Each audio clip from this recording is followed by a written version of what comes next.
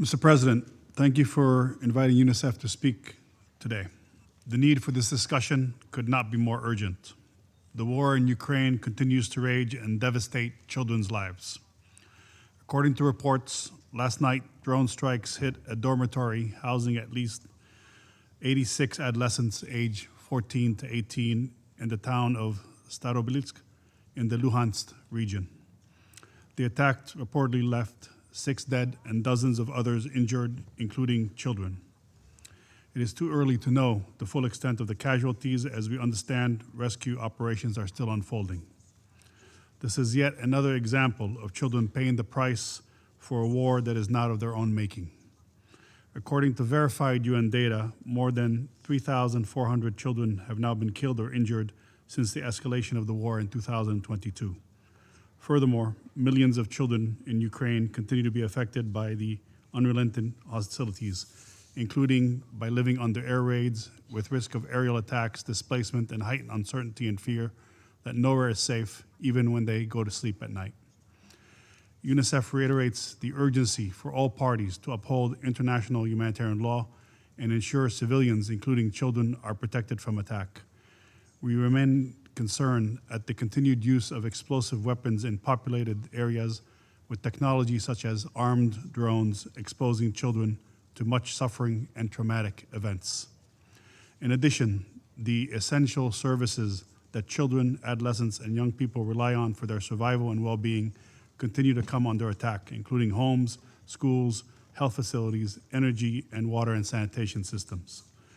We remain particularly concerned about attacks on schools and the devastating effect it is having on students, teachers, and learning.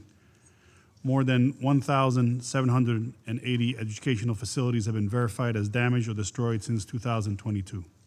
This impacts access to learning today and disrupts education for the years to come.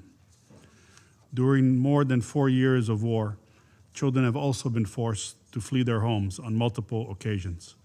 More than a third of Ukraine's children, 2.6 million, remain displaced, including more than 791,000 children inside Ukraine and nearly 1.8 million children outside the country.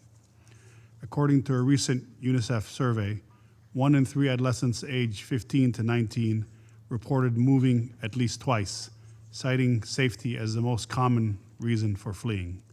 Seeking better access to education and other social services was also noted as being a key driver of displacement.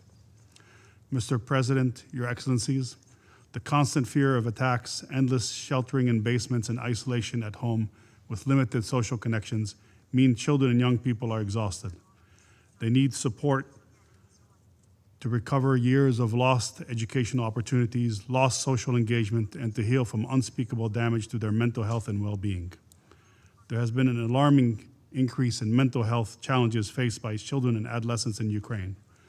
A UNICEF survey in 2025 revealed that almost 1/3 of teenagers report feeling so bad or hopeless that it stopped them from doing their usual activities, with girls particularly affected. I would like to close with 3 asks to this Council. Firstly, there needs to be renewed commitment to ensure parties to the conflict abide by their obligations to protect children in line with international humanitarian and human rights law. Children continue to be killed and injured by the use of explosive weapons in populated areas, and this needs to stop. Secondly, we would echo the call for safe, rapid, and unimpeded humanitarian access across Ukraine, including territory temporarily occupied by the Russian Federation. As a neutral and impartial humanitarian actor, UNICEF remains committed to providing humanitarian assistance and protection to all children in need. And lastly, we need the unanimous support of this Council and member states to use all of their leverage to facilitate a political dialogue that can help put an end to this war and provide hope for millions of children for a lasting peace. Thank you.